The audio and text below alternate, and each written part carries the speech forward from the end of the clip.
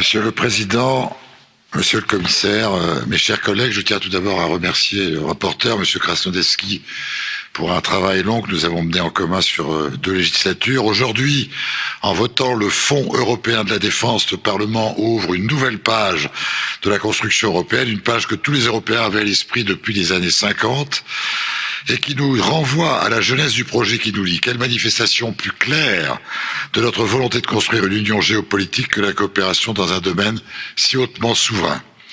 Bien sûr, le texte n'est pas budgétairement à la hauteur de nos affections et de nos espoirs. Au terme de la précédente mandature, je me tenais dans cet hémicycle pour me réjouir d'une somme de 13 milliards d'euros qui est maintenant inférieure à 8 milliards et nous devons nous en satisfaire.